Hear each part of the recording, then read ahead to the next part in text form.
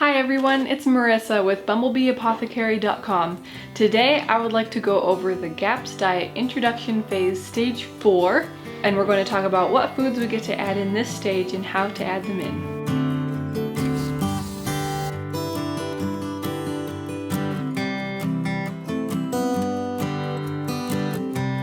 So keep on continuing all of the previous foods, especially emphasizing that meat stock in soups and drinking cups of it by itself. You want to be having that with every single meal as well as in between meals. The first food that we get to add in this stage is going to be meats cooked in a slightly different way. So far we've just been having meats that have been cooked in a liquid, so they're very soft. And this time you get to have roasted and grilled meats. So you can roast whole chickens in the oven, you can grill hamburger patties, you can make meatballs and meatloaf and different things like that. Just make sure to not eat anything that is too browned or burned, as those will be too hard on your digestive system at this point. And then go ahead and eat these meats with cooked and fermented vegetables.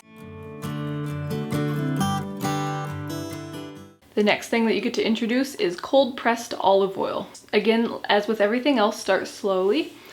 Go with just a few drops at first and then gradually increase until you're having about 1 to 3 tablespoons at a time. You can use this for things like sauces and dressings and dips. The next thing that we get to add is freshly pressed juices. I talked a little bit in one of my other videos where I talk about what equipment you want to have on hand when you do the GAPS diet, about what juicer I have. I will have a link to that video below, as well as the juicer that I personally own. I'm also going to be doing a video pretty soon where I go through the whole process of making juice, so you can see exactly how to do that.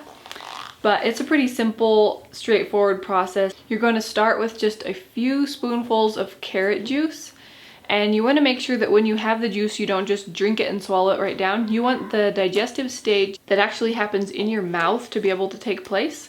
So you want to actually chew each mouthful of juice before swallowing it. And it'll feel kind of funny at first, but you can tell how that's working. The digestive juices in your mouth are working on that, and then you swallow it down and it's done with that first stage. You want to gradually increase to 1 cup of freshly pressed carrot juice per day, and then once you're at that point, you can add other things into it as well, like celery, cabbage, lettuce, mint.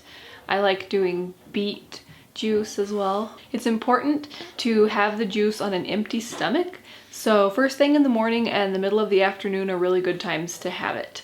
So the juicing is going to be doing some very gentle cleansing, and that's one of the ways that the GAPS diet does its multifaceted healing as far as rebuilding and cleansing in a very gentle way. The last thing that we get to add in stage 4 are GAPS legal baked goods. So these will be made with almond flour and coconut flour. I'm going to be adding some recipe videos that are specific to this actual stage 4 pretty soon, so stay tuned for those. But basically you don't want to add sweetener and things yet, so you don't want them to be things like cupcakes or dessert items quite yet, but they can be a nice way to add some variety. Okay, so those are the foods that we get to add in this time. Leave me a comment down below and let me know how things are going for you, how you're feeling, and if you're helping someone else go through the GAPS diet, how that's going. If you're new here, I just wanted to mention that I have a free printable GAPS diet kitchen checklist that goes over everything that you want to make sure that you have in your kitchen when you do the GAPS diet, so you can grab that. There's a link below where you can get that free printable checklist. Okay, if you're liking these GAPS diet videos and are finding them helpful, go ahead and give them a thumbs up and consider sharing them with someone else who might find them helpful. If you're new to my channel, please hit that subscribe button. I make new videos every week on traditional health wisdom and living a sustainable DIY lifestyle. Thanks so much for watching. See you next time.